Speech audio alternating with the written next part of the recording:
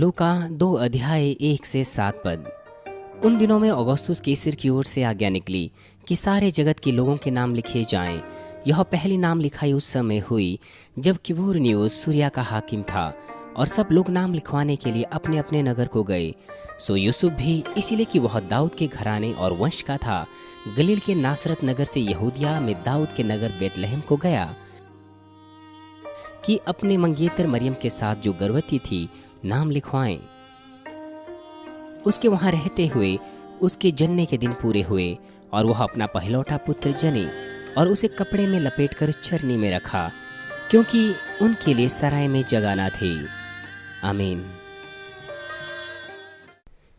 मसीह में प्रिय भाई और बहनों, क्रूस के संदेश का यह 13वां सत्र है और आज मैं आपको बताऊंगा कि यीशु को क्यों चरनी में रखा गया।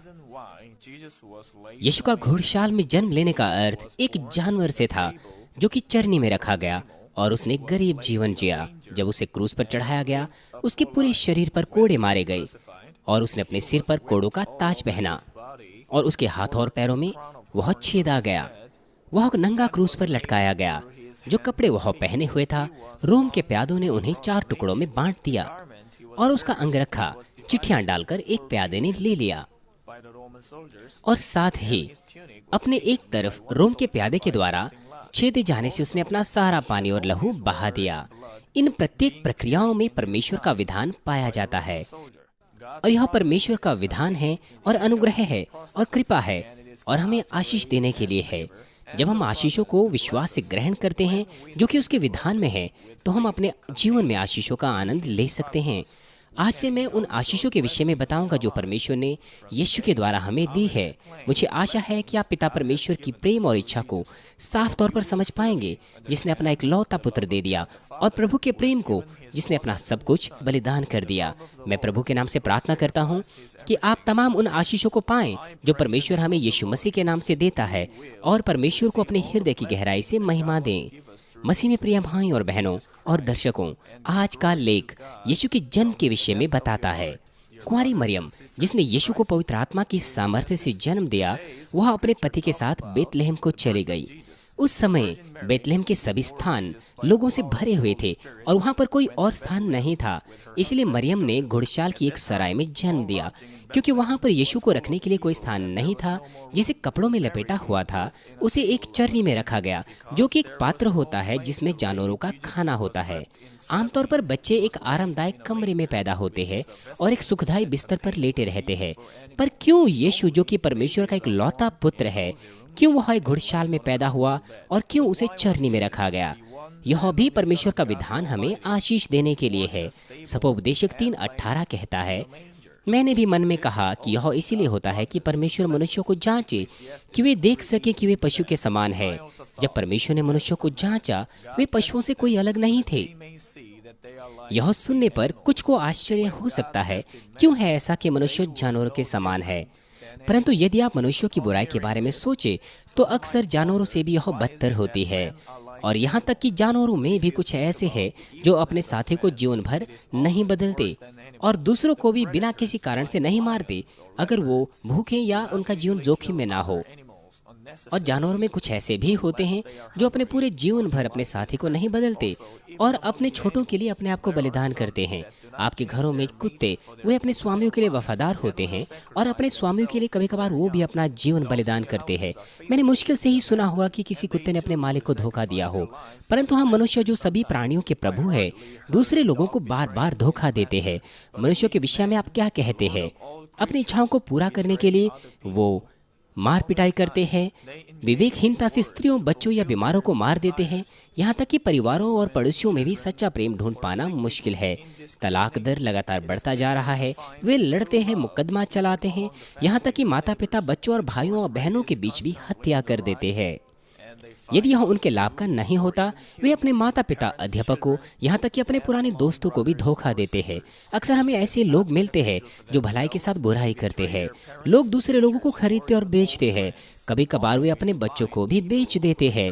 यहाँ तक कि छोटे छोटे बच्चे भी गिरोह बना देते हैं और ऐसे काम करते हैं जिन्हें बता नहीं सकते हम। हर दिन समाचार में हमें बहुत सी तकलीफदायक चीज़ें सुनने को मिलती हैं जिनकी कल्पना भी नहीं की जा सकती।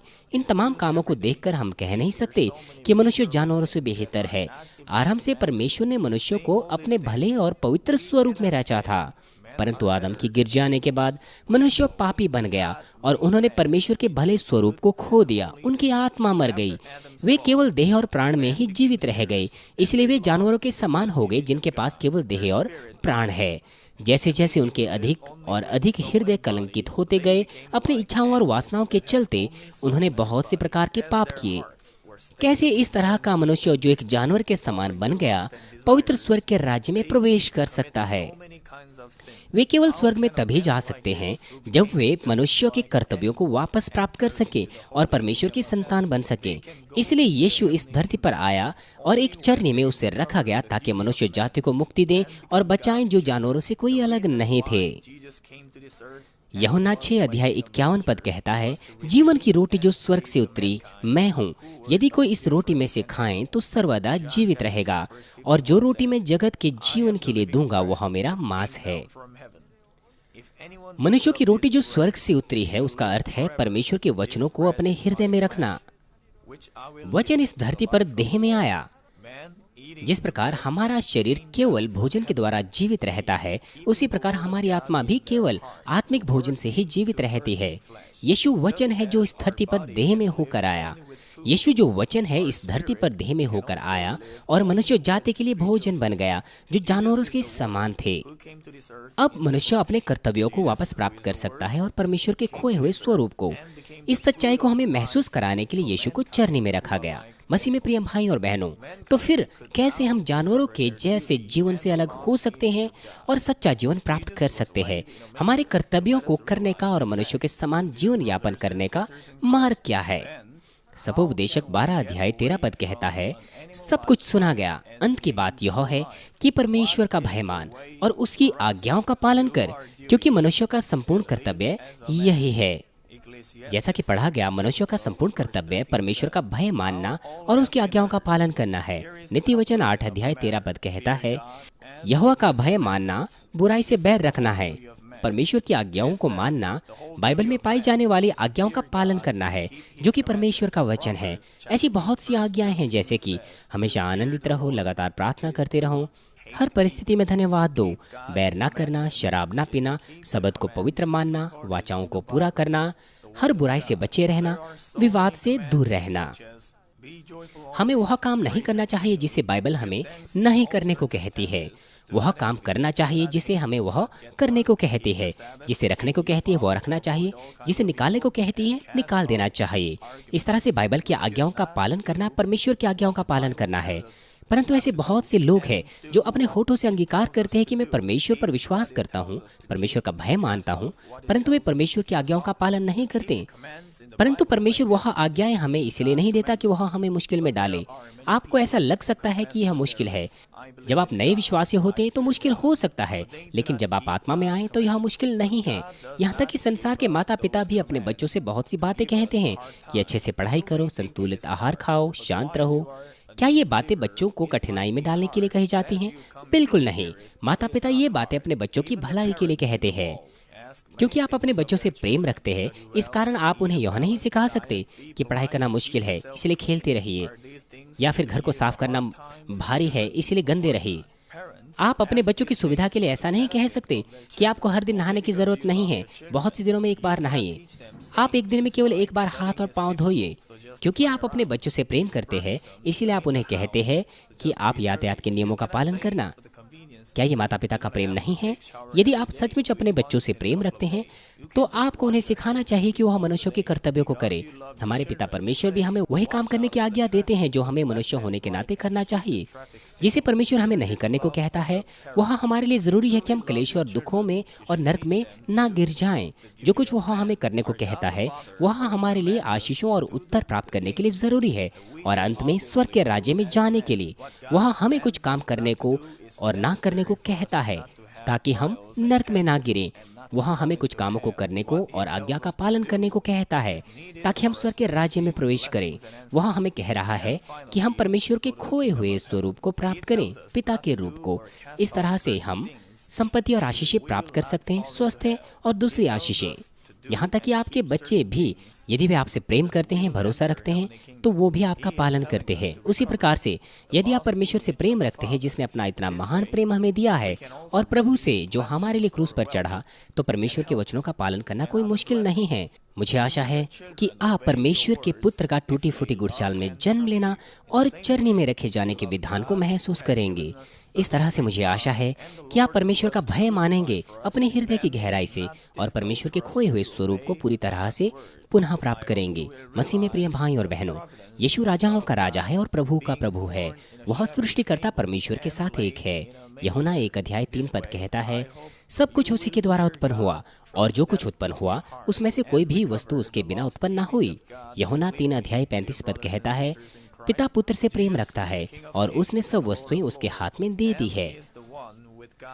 इसी प्रकार से यीशु जो सब चीजों का स्वामी है, वह स्वर्ग की सारी महिमा को छोड़ते हुए इस निकम्मी धरती पर आया और एक जानवर की नीच चरनी में जन्म लिया।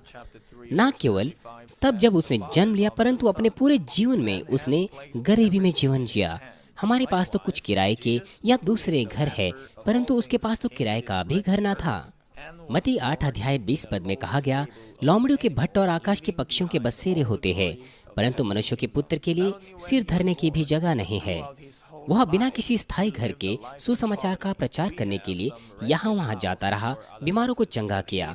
कभी कभार वह प्यासा था, भूखा और थका हुआ था, परंतु उसने बिना आराम किए वचन का प्रचार किया। ऐसा नहीं कि उसके पास अमीर जीवन जीने के लिए योग्यता नहीं थी। यीशु ने पानी में से दाखरस बनाया और 5 रोटी और 2 मछलियों से 5000 लोगों को खाना खिलाने का चमत्कार दिखाया, और फिर 12 टोकरियां उस खाने की उठाई गई जो बच गया था। यह भी जैसे ही उसने आज्ञा दी। जब पतरस ने मछली को पकड़ा तो उस मछली के मुंह में एक सिक्का था। यदि वह अपने सामर्थ्य अपने लिए इस्तेमाल करता तो वह एक अमीर जीवन से भी अच्छा जीवन जी सकता था, परंतु क्या कारण है कि उसने एक गरीब जीवन जिया। दूसरा कुरिन्थियों 8:9 कहता है, तुम हमारे प्रभु यीशु मसीह का अनुग्रह जानते हो कि वह धनी होकर भी तुम्हारे लिए कंगाल बन गया, ताकि उसके कंगाल हो जाने से तुम धनी हो जाओ।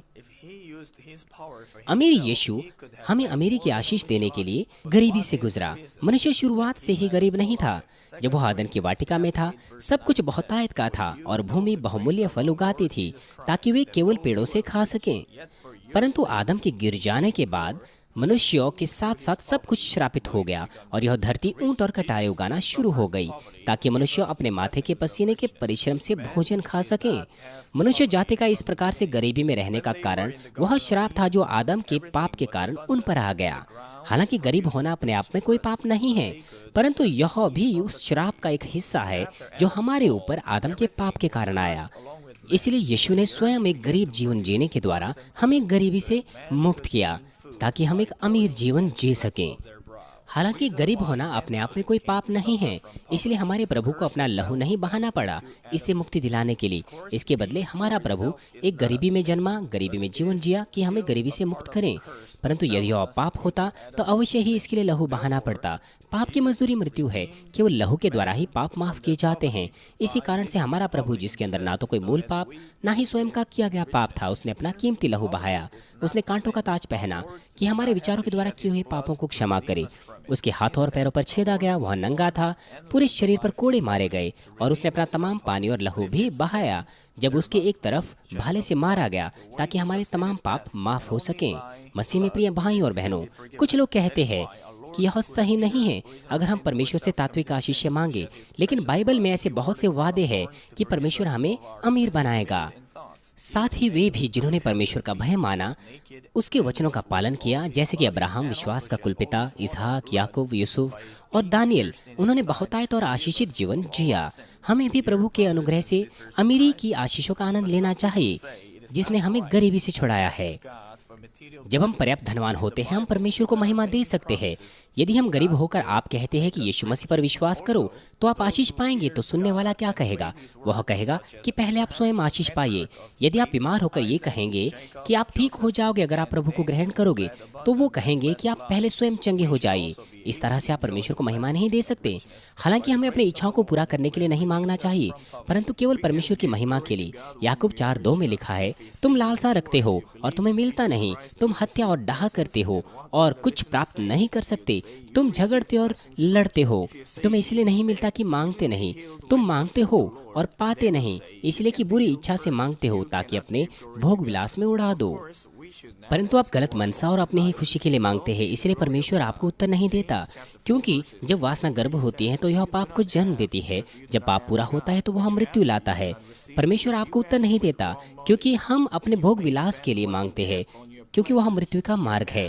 इसलिए मैं हमेशा से आपको बताता हूँ कि बुराई दूर करो और आत्मा में आओ। अगर आप आत्मा में जाओगे तो तेजी से आपको आशीषें मिलेगी, और यदि आप संपूर्ण आत्मा में आएंगे तो आशीषें और भी तेजी से और महान होगी। यदि आपके पास विश्वास है, आर्थिक आशीषें प्राप्त करने के बाद अपना पैसा आप कैसे खर्च करेंगे? आप किसी भोग विलास में लिप्त नहीं होगे, परंतु अनाथों, विधवाओं की सहायता करेंगे, मिशनरी का कार्य करेंगे, चर्च भवनों को बनाएंगे, आत्माओं को बचाने के लिए आप इस्तेमाल करेंगे। आशीषें प्राप्त करने के द्वारा परमेश्वर को महिमा देंगे, और वापस जो आशीष आपने पाई है आप परमेश्वर को अर्पण करेंगे, ताकि आप स्वर्ग के राज्य में और भी अधिक प्रतिफल इकट्ठा कर सकें। मसीह में प्यारे भाई और बहनों, मत्ती 7:7-11 में लिखा है, मांगो तो तुम्हें दिया जाएगा, ढूंढो तो पाओगे, खटखटाओ तो तुम्हारे लिए खोला जाएगा। क्योंकि जो कोई मांगता है उसे मिलता है, जो ढूंढता है वह पाता है, जो खटखटाता है उसके लिए खोला जाएगा। तुम में से कौन ऐसा मनुष्य है, यदि उसका पुत्र उससे रोटी मांगे तो वह उसे पत्थर दे, मछली मांगे तो सांप दे? सो जब तुम बुरे होकर अपने बच्चों को अच्छी वस्तुएं देना जानते हो, तो तुम्हारा स्वर्गीय पिता अपने मांगने वालों को अच्छी वस्तुएं क्यों ना देगा? परमेश्वर ने पुराने और नए नियम की आयतों में से आपसे बहुत से आशीषों के वादे किए हैं। क्या आपने आशीषों के इन वादों को अपने दिमाग में रखा है? आपको उन्हें अपने हृदय में रखना चाहिए, ताकि आप जान पाए कि आशीषें कैसे प्राप्त कर सकते हैं। उदाहरण के लिए मत्ती 7:7 में लिखा है, मांगो तो तुम्हें दिया जाएगा। हाँ, जब आप मांगेंगे प्रार्थनाओं में परमेश्वर आपको देगा, और खोजो तो तुम्हें मिलेगा। तो क्या ढूंढना है आपको? क्या आपको दिया जाएगा? आपको ये तमाम बातें पता होनी चाहिए। द्वार पर खटखटाओ तो आपके लिए खोला जाएगा। किस प्रकार का द्वार आपको खटखटाना है? क्या घर का द्वार? क्या है इस द्वार का आत्मिक अर्थ, और क्या हमारे लिए खोला जाएगा? आपको इन वचनों का आत्मिक अर्थ समझना चाहिए। परमेश्वर के तमाम वचन हमारी आत्मा के लिए समृद्ध होने के लिए आशीषें हैं और नई यरूशलेम ले जाने के लिए। लेकिन बहुत बार सुनने के बाद आप तुरंत भूल जाते हैं। जैसे कि भजन संहिता में लिखा है कि आप दिन रात परमेश्वर के वचनों पर मन लगाओ। यदि आप उन संदेशों पर मनन करें जो आप हर सप्ताह सुनते हैं, जैसे कि परिचय, संरचना, निष्कर्ष और संदेश के मुख्य संदेश, उन्हें अपने हृदय में रखें, तो जल्दी ही आप आत्मिक क्षेत्र को पढ़ सकते हैं और आत्मा में जा सकते हैं। और साथ ही इसके भी उत्तर है कि आप क्यों बीमार होते हैं, क्यों आप उत्तर प्राप्त नहीं कर पा रहे हैं।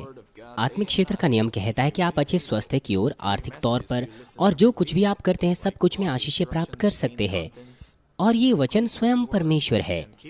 यह कहने की जरूरत नहीं कि माता पिता अपने बच्चों को जो कुछ वो चाहते हैं उन्हें देते हैं। हमारा पिता परमेश्वर जो प्रेम से भरा है, वह भी अपने बच्चों को जो कुछ वे विश्वास से मांगते हैं देना चाहता है। परंतु हम परमेश्वर से आशीष केवल मांगने से प्राप्त नहीं कर सकते कि पिता मुझे आशीष दीजिए। उसकी एक शर्त है। उदाहरण के लिए 3 यूहन्ना 1:2 कहता है, हे प्रिय, मेरी यह प्रार्थना है कि जैसे तू आत्मिक उन्नति कर रहा है वैसे ही तू सब बातों में उन्नति करें और भला चंगा रहे। आप में से बहुत से परमेश्वर के इस वचन को जानते हैं और सुना है, और आप में से कुछ लोग ने तो इसे याद भी किया है और यह भी जानते हैं कि बाइबल में ये कहाँ है। तो फिर आपको परमेश्वर की आशीषों का अनुभव करने के लिए, सब कुछ में सफलता पाने के लिए और अच्छा स्वास्थ्य पाने के लिए क्या करना चाहिए? जैसे कि कहा गया, जैसे तेरा प्राण समृद्ध होता है, आपके प्राण को समृद्ध होना चाहिए। यदि आप समझें कि आपका प्राण समृद्ध होना क्या है और इसके अनुसार अगर कार्य करते हैं तो आप स्वस्थ रहेंगे, सब कुछ आपके साथ भला चंगा होगा। यहाँ पर आत्मिक उन्नति का अर्थ है परमेश्वर के वचनानुसार जीवन यापन करना और परमेश्वर के खोए हुए स्वरूप को प्राप्त करना। लेकिन और भी गहराई के लिए आपको पूरे 1 घंटे का संदेश सुनना होगा। और साथ ही व्यवस्था विवरण 28:2 कहता है, फिर अपने परमेश्वर यहोवा की सुनने के कारण ये सब आशीर्वाद तुझ पर पूरे होंगे। वो जो परमेश्वर के वचन का इस तरह से पालन करते हैं, चाहे अंदर आते हैं या बाहर जाते हैं, वे आशीष पाएंगे। वे उधार देंगे, किसी से लेंगे नहीं। वे सिर बनेंगे, पूंछ नहीं। वे हमेशा ऊपर रहेंगे, कभी भी नीचे नहीं रहेंगे। गलातियों 6 अध्याय 7 पद कहता है, धोखा ना खाओ, परमेश्वर ठट्ठों में नहीं उड़ाया जाता, क्योंकि मनुष्य जो कुछ बोता है वही काटेगा। यदि आप बिना बोए काटने की कोशिश करेंगे तो आप परमेश्वर के नियम का उल्लंघन करते हैं, परमेश्वर का उपहास उड़ाते हैं। जब किसान खेती करता है, यदि वे फलियां बोते हैं, फलियां काटते हैं, यदि चावल बोते हैं तो चावल काटते हैं। और साथ ही 2 कुरिन्थियों 9 अध्याय 6 से 7 पद में लिखा है, जो थोड़ा बोता है वह थोड़ा काटेगा, और जो बहुत बोता है वह बहुत काटेगा। हर एक जन जैसा मन में ठाने वैसा ही दान करे, ना कुड़ के और ना दबाव से, क्योंकि परमेश्वर हर से देने वालों से प्रेम रखता है। यहाँ तक कि यदि एक किसान के पास 100 एकड़ जमीन हो, यदि वह केवल 10 एकड़ में ही बोए तो वह उससे ज़्यादा नहीं काट सकता, यद्यपि आपके पास बड़ा विश्वास क्यों ना हो। लेकिन आप ज़्यादा बोने के द्वारा ज़्यादा काटेंगे, अगर आप थोड़ा बोएंगे तो थोड़ा ही काटेंगे।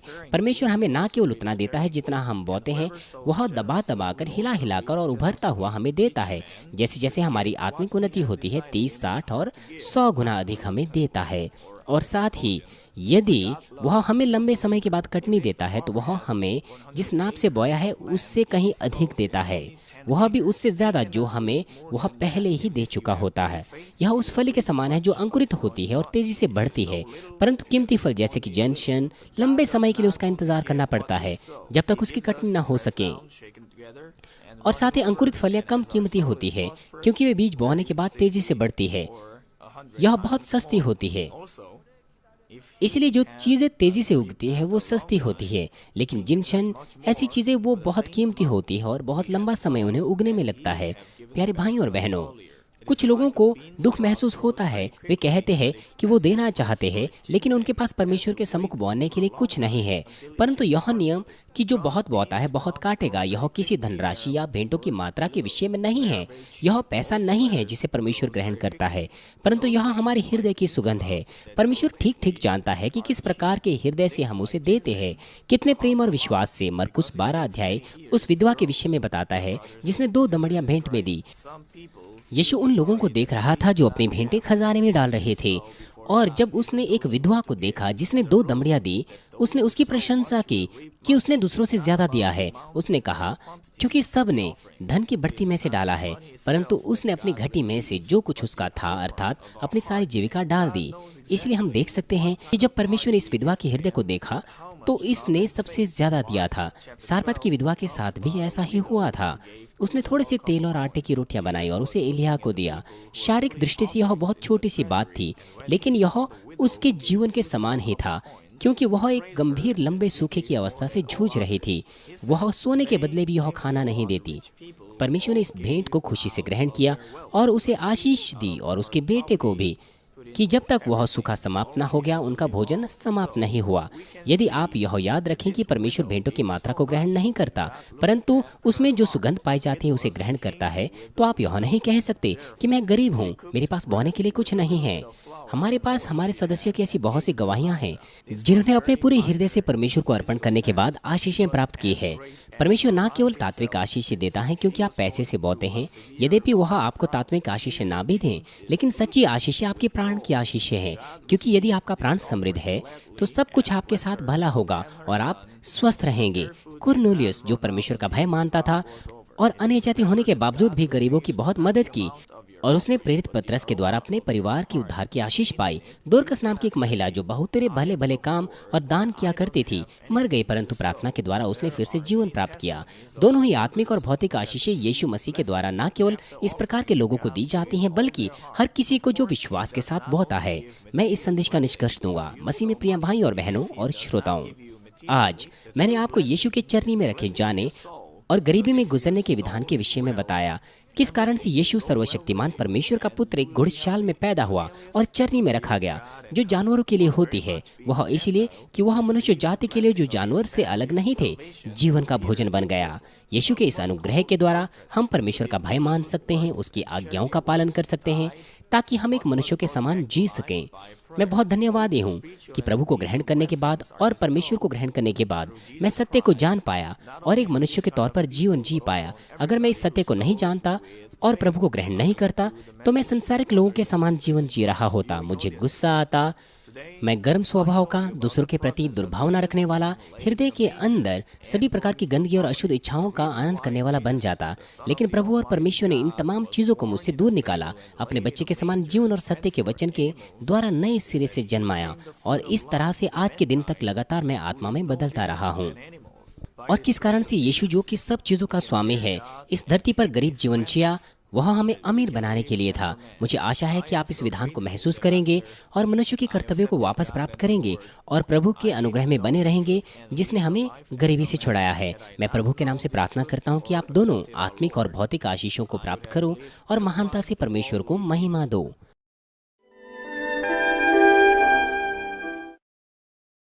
हालेलुया। सर्वशक्तिमान प्रेमी पिता परमेश्वर, कृपया अपना हाथ तमाम भाई और बहनों पर रखें जो यहाँ पर इस प्रार्थना को ग्रहण कर रहे हैं। उनके हृदय में विश्वास को बोइए और उनके नकारात्मक विचार और शक को दूर कीजिए। तमाम क्लेश और आजमाइशें उन्हें छोड़ के चले जाएं। पवित्र आत्मा की आग के द्वारा सिर से लेकर पैर तक उनके तमाम बीमार और दर्द भरे अंगों को जला दीजिए। यीशु मसीह के नाम से मैं आज्ञा देता हूँ, शत्रु, दुष्ट और शैतान, तमाम बीमारियां, रोगाणु, विषाणु और निर्बलताएं दूर हो। ज्योति उन पर चमके। उनके तमाम असाध्य और अंतकारी रोग पवित्र आत्मा की आग के द्वारा झुलसा दीजिए। तमाम प्रकार की महामारियां, मलेरिया सहित जला दीजिए। तमाम संक्रामक रोग, जुकाम, बुखार उनसे दूर हो। पिता, उन्हें तमाम प्रकार के रोगाणु और विषाणुओं से सुरक्षा दीजिए। उन्हें तमाम प्रकार के कैंसर, पेट के कैंसर, फेफड़े के कैंसर, जिगर के कैंसर, छाती के कैंसर, गर्भ के कैंसर और आंतों के कैंसर से चंगा कीजिए। और तमाम दूसरी बीमारियां जैसे कि एड्स, ल्यूकेमिया, दिमागी रक्तचाप, उच्च रक्तचाप, धीमा रक्तचाप, हृदय के रोग, फेफड़े के रोग, स्त्री रोग, थायराइड के रोग और तमाम सूजन और जलन दूर हो। पोलियो, लकवा, गठिया और आंत के रोगों से वे चंगे हो जाएं। तमाम प्रकार के दर्द उनसे दूर हो। पीठ दर्द, सिर दर्द और मानसिक दर्द सहित मिर्गी, स्वलिनता, उदासी, तंत्रिका रोग और तमाम दूसरी मानसिक बीमारियों से वे आजाद हो जाए। तमाम प्रकार के लकवे से वे खुल जाएं, उठे, चले और वे कूदे। वे अच्छी आंखों की दृष्टि प्राप्त करें और अच्छी सुनने की शक्ति प्राप्त करें। अंधे देखने लगे, बहरे सुनने लगे और गूंगे बोलने लगे। दुर्घटना के तमाम दुष्प्रभावों को ठीक कीजिए। उनकी टूटी हड्डियां ठीक कीजिए। उन्हें जलन से ठीक कीजिए। जलन और दहन संवेदनाओं से दूर हो। तमाम प्रकार की नशे की लत से और पदार्थ के इस्तेमाल से साफ हो जाओ। पिता, मृतक कोशिकाओं, उत्तकों और तंत्रिकाओं को फिर से ठीक कीजिए और मृतकों को जिला दीजिए। उन्हें आशीष दीजिए गर्भधारण की। पिता, उन्हें गर्भधारण की आशीष दीजिए। यीशु मसीह के नाम से मैं आज्ञा देता हूँ, शत्रु, दुष्ट और शैतान, हवाओं के शासक, बुरी सेनाएं और उनके दास उनसे दूर हो। बुरी आत्माएं, अशुद्ध आत्माएं, धोखे की आत्माएं, झूठ की आत्माएं, अलग करने वाली आत्माएं और तमाम अंधकार के बल दूर हो। दुष्टता के तमाम बंधन खुल जाएं, उनसे दूर हो। ज्योति आ जाए। पिता परमेश्वर, उन्हें ताकत दीजिए कि वे प्रार्थनाओं में पुकारें। पापों को दूर करने की उन्हें सामर्थ्य दीजिए और वे पवित्र हो जाएं। वे भले स्वस्थ में बने रहें जब उनका प्राण समृद्ध होता है।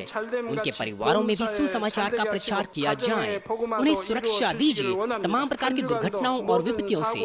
अपने बच्चों को, उनके घर, कार्यशालाओं और व्यापारों को सुरक्षा दीजिए। पवित्र आत्मा की आग की दीवार से, स्वर्गीय सेना, स्वर्गदूतों और अपनी धधकती आंखों के द्वारा। पिता परमेश्वर, आपका धन्यवाद। सारी महिमा केवल आपको मिले। हमारे प्रभु यीशु मसीह के नाम से मैं प्रार्थना करता हूँ। आमीन।